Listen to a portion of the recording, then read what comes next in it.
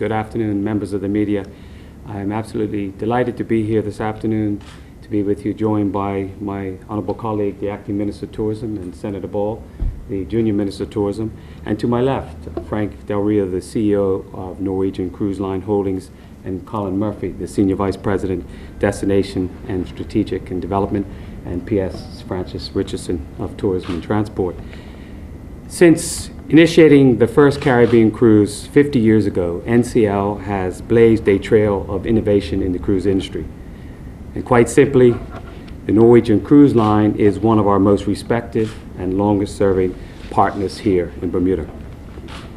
Over the years, the global cruise industry continues to be a booming and evolving one, and current travel industry statistics indicate that the Caribbean region, the world's largest and most economically important cruise market, is poised to continue capturing the majority of the global cruise passengers. The cruise market is critical to Bermuda's economy.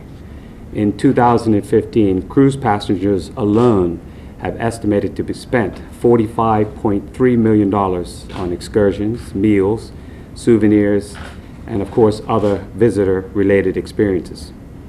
Both the government of Bermuda and NCL believe that if we are to continue to prosper in a very highly competitive cruise and leisure market, then maintaining strong, lasting, and mutually beneficial partnerships is a critical must. Today, in the spirit of that partnership, I am pleased, along with my colleagues, to announce that the Bermuda government and NCL have extended our partnership through 2022. And over these next several years, in our effort to meet the demands of an ever-changing industry and, of course, to enhance the visitor experience, NCL will undertake a series of initiatives as part of our agreement. I'm sure that everyone in Bermuda is well aware that St. George's occupies a unique pride of place as part of our Bermuda's heritage. It was the site of the island's first settlement and has achieved the distinguished status of being named a UNESCO World Heritage Site. In recent years, regrettably, the Old Town has not seen the type of visitor influx which was once commonplace. However, my colleagues and I have worked incredibly hard to ensure that St. George's once again becomes that premier visitor destination. Our commitment to St. George's is evidenced by the success in securing a hotel development on the site of the old Club Med property. And today, I am pleased to announce that NCL has agreed to provide a minimum of 12 cruise ship calls to the historic town per year from 2017 to 2022. And we believe that this will aid greatly in the continued revitalization of St. George's. Another highlight of the agreement is that NCL, in consultation with the Department of Marine and Port Services, will commission the construction of 2 new ferries.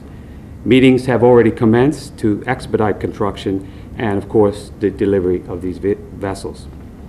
There are other great initiatives in the agreement which we are about to sign, but one of the last aspects that I would like to point out is the commitment by NCL to provide $150,000 a year for initiatives to improve the cruise guest experience in concert with the Bermuda Tourism Authority. This will take effect immediately and also runs through the contract period to the end of 2022. So overall, the government of Bermuda believes that today is a good day for Bermuda tourism. Ultimately, it is an excellent demonstration that if individuals, groups, or organizations who want the best of Bermuda can come together in the spirit of partnership and cooperation, great things can happen. I want to take this opportunity to extend my thanks and appreciation to Frank and Colin and the entire NCL family, not only for their willingness to collaborate, but for their continued confidence in Bermuda. And before turning it over to Frank to say a few words, I want to thank the Ministry of Tourism and Transport and P.S. Richardson for your continued work to help us fulfill government policies and initiatives. And I also want to take this opportunity to thank former Minister Crockwell for the good work he did in the time he was Minister of Tourism and Transport. So Frank, welcome to the podium.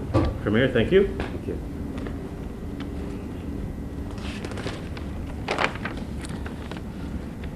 Hello, everyone, and thank you again, Premier Dunkley. I am thrilled to be here with you today to confirm that we will be extending our long-standing agreement with Bermuda. You know, as the Premier noted, we have been sailing to your wonderful country for many years, and our guests are absolutely captivated by this spectacular destination. Your beautiful beaches, outstanding golf courses, and mesmerizing activities, and most importantly, your wonderful, happy, and seemingly always smiling people give our guests reasons to return time and time again. And we will do so, as the Premier mentioned, through the 2022 cruise season, with 2 Norwegian ships calling each year on the Royal Naval Dockyard, one sailing from New York City and the other one from Boston, along with at least 12 calls per year from our upper premium and luxury brands, Oceania Cruises and Regent Seven Seas Cruises, into St. George's. We will also be investing here in Bermuda, working in cooperation with the Bermuda Tourism Authority to improve what is already a world-class 5-star guest experience. In addition, and as the Premier mentioned, we will purchase and sponsor the operation of 2 catamarans, each capable of carrying up to 250 guests from Dockyard across the island to St. George's, where our guests can explore, shop, dine, and make the most of their time in Bermuda. It is my sincere pleasure to be here today to finalize this agreement with our wonderful partners, and we look forward to many more years of working together to showcase the beauty and charm of Bermuda to the over 160,000 guests that we have the privilege of bringing to this magical island each year. Thank you. Thank you. Members of the media, if you have any questions, we'd be happy to answer them for you. I'd also just like to recognize the BTA. Nice to have you guys here with us for this exciting announcement. So anyone have any questions? And don't feel, you can ask them to the BTA too. We can get them behind the mic. Yes, sir. Is Hamilton involved in any of this? Our focus has obviously been on trying to strengthen the cruise experience from one end of the island to the other. Obviously, Hamilton plays a large part in that. Through the announcements that both Frank and I made, there'll be at least 12 in St. George's. We continue to look at the opportunity not only to increase the 12 in St. George's, but to bring more into Hamilton. And 23 calls from here to Hamilton next year. You can come behind and say it, but as Mr. Hanbury says, there are 23 calls in total to Hamilton next year. Wow. And so this is a work in progress, and you know, I have to commend the BTA and the PS Richardson for the work that's been done. I think most Bermudians will realize that the smaller cruise ships are more and more unique nowadays, and we've had some challenges in the past, and we've worked very hard over the past couple of years to make it happen. So it's been a collaborative effort that has borne some fruit, and we look for some more good news announcements about that. Do you need to do any channel opening, or why you need to? Not for the current ships that we have scheduled to come in. That's something that's still under consideration where we go in the future on this. We wanted to make sure that something happened now, and so thankfully to our partners that they've allowed that to take place. You've seen some great improvements in 2015, 2016, 17, we bump it up a bit more, and we'll continue to look at other opportunities. But we're very excited about this announcement now. And if any discussions that take place in that regard, Brian, we'll make sure that we keep the public informed and get their input as well. And the $150,000, any idea what that will be spent on? Why don't I let Bill, BTA, and Colin speak to that a bit. Colin, Bill? Yeah, both of you gentlemen. Sure. Come in, Bill. Sure. Please. You know, we've agreed that we will sponsor projects in cooperation with the BTA. We know that there's lots of opportunity to improve some of the great facilities that are already available. So really we're just in the early stages, and it's something we'll be exploring together. Yeah, we want to make sure that we do two things there. One, we enhance the overall tourism product with the resources that NCL will provide, but also we enhance the product for their customers also. So whatever we're going to do is going to be beneficial to NCL, but also beneficial to the overall tourism product. Now the BTA can take a particular credit for this. It's been a long haul, and I think this is a collective effort between government and the BTA. We've worked very closely with NCL over the last several months to negotiate this agreement, but for the strong support of government and the Premier and the Ministry, it would not have happened. There was some concessions made on both ends of this deal, and we're grateful for those concessions, because it can only help the economy. It will only help the tourism economy, and I think it's very, very important that we continue to focus on the cruise line industry, particularly these upscale vessels that will come.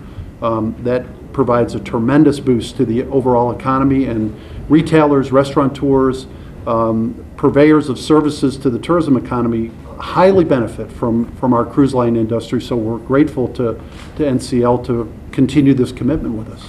Thank you very much. Thank you. Yeah. Let me just point out one more thing. Trevor, I know you had a question.